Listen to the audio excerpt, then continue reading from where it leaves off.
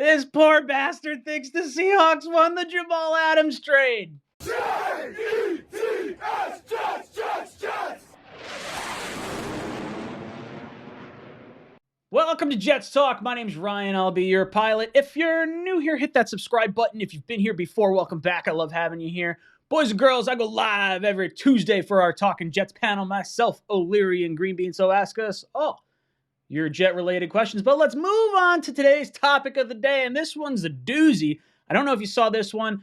The New York Jets lost the Jamal Adams trade. This one coming from 12thmanrising.com by Todd Vandenberg.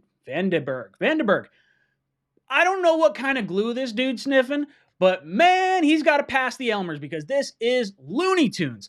Let's look at the beginning part of this article and how this guy starts off his argument. The Seahawks were roundly blistered for the trade that brought Jamal Adams to Seattle. To be fair, we need to wait until everyone's career is over. But for now, I'd say Seattle won.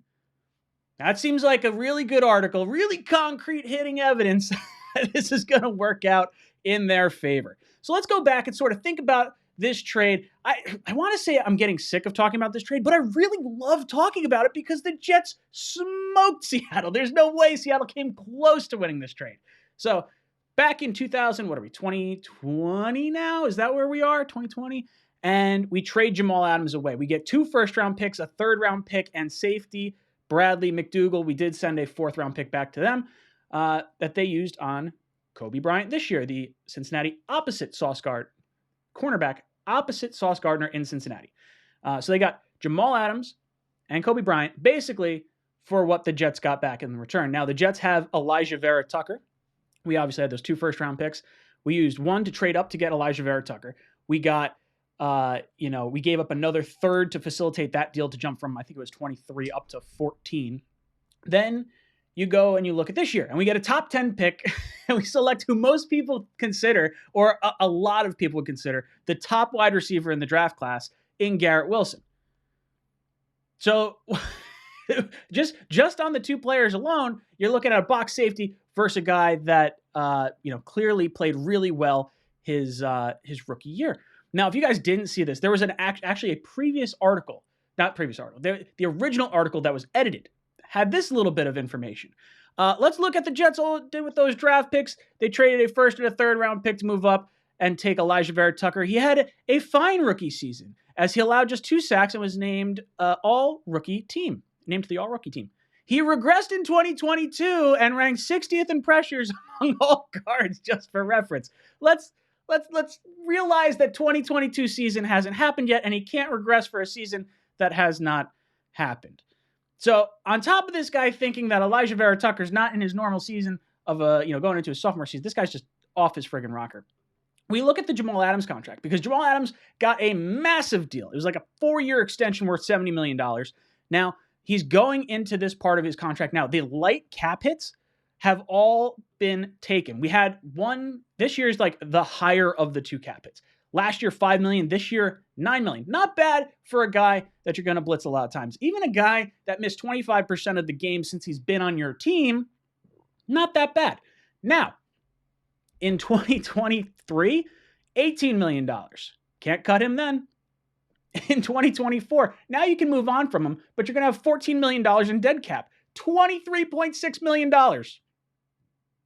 And in 2025, if they decide to hold on to him for that long, $24.6 million. Oh, that's a doozy of a contract. I'm sure Seattle fans are loving that. Now, let's talk a little bit about how there's no way that this is a win, right? Because the contract in and of itself, if you're saying okay, we don't know what Elijah Vera Tucker is. We don't know what Garrett Wilson is because neither one of them, AVT took a snap, but Garrett Wilson has not taken a snap in the NFL yet. But even just on the contract alone, as soon as this deal was done, we start hearing leaks and rumors coming out about Russell Wilson wanting to leave Seattle. There's no way they could have built an offensive line around Russell Wilson while giving up all those assets to get a box safety. So you lost Russell Wilson because he did not want to stay in Seattle because he knew this was a win-now move. And this team, while they were ready to win, they also needed their assets to try and save Russell Wilson. So you lost your quarterback. What's better, having a safety or your top 5 quarterback in the league, I'm sure most people would probably take the quarterback. Now, on top of that, not only did the Jets get Elijah Vera Tucker, and not only did the Jets get Garrett Wilson, let's just say those are the only things we got in this trade, we also had enough money to steal their top corner in DJ Reed. So they couldn't sign Reed because they signed Adams and Quandre Diggs. So the Jets are absolutely winning this every way you look at it. I don't understand how this guy could be so off base. Maybe it's just clickbait. Maybe this is me just getting triggered at stupid shit that people are putting out on the internet all the time. Ugh. If you guys read this article, let me know how you felt. If you didn't read the article and you want to read the article, you should take a look at it. It's always worth a little chuckle in your day. You want to make your day a little bit brighter? This is a good one. Boys and girls, let me know what you thought of everything I just went over down below in the comment section. And as always, go Jets.